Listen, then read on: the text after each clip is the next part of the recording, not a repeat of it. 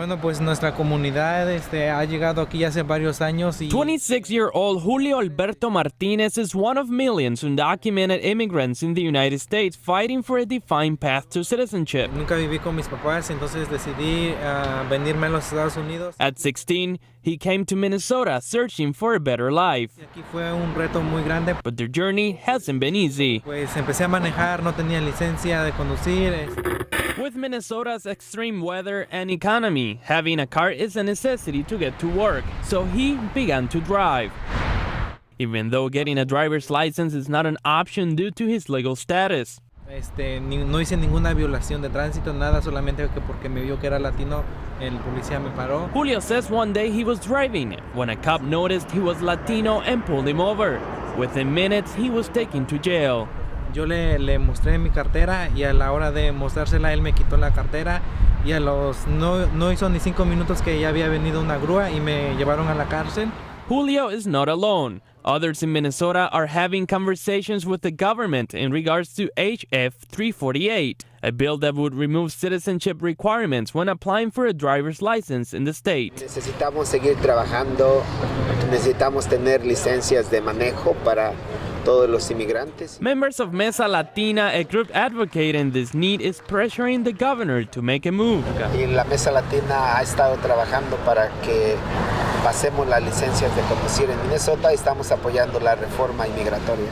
So immigrants like Julio can get to work safer. Muchos de nosotros sufrimos por no tener por lo menos una licencia para que puedas manejar tranquilamente.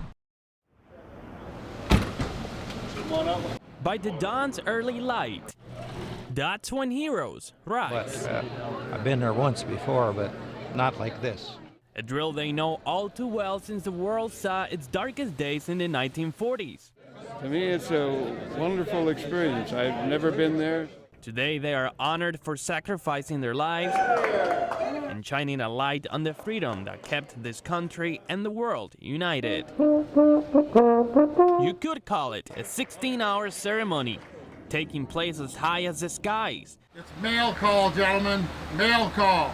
Appreciation is passed on to each of these World War II veterans. Dear Grandpa, we just wanted to write to you to thank you for your great military service to this country. But it is at the nation's capital where the World War II monument stands. Welcome, sir. Welcome to the memorial. Good to see you here. Paying tribute to those who gave everything up for this country.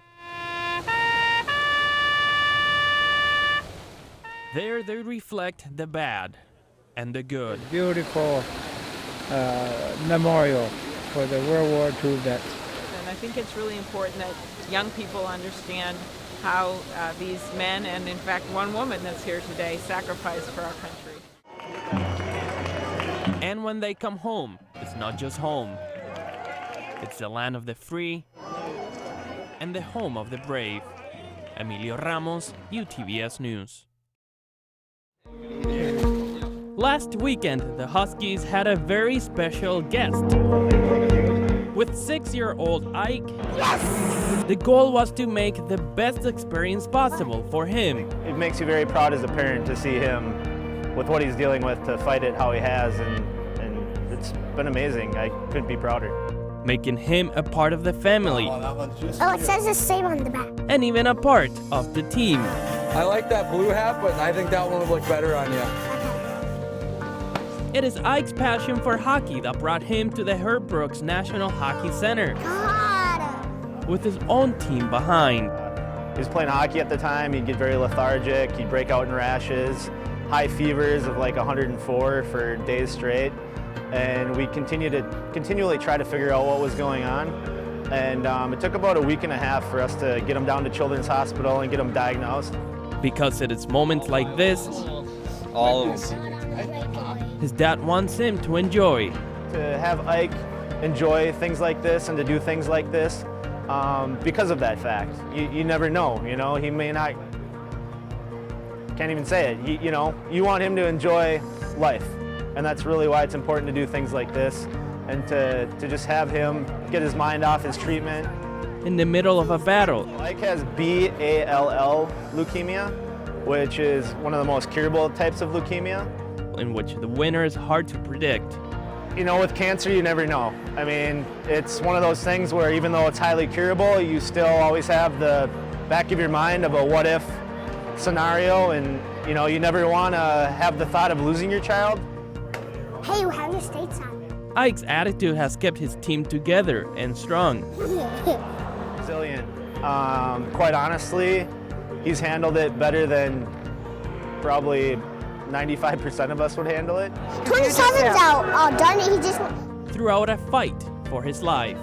When you're 25, 30 years old, and you're sitting in front of your first job interview, and they ask you what's the hardest thing you've ever done in your life, I want Ike to look up at him and say, I beat cancer.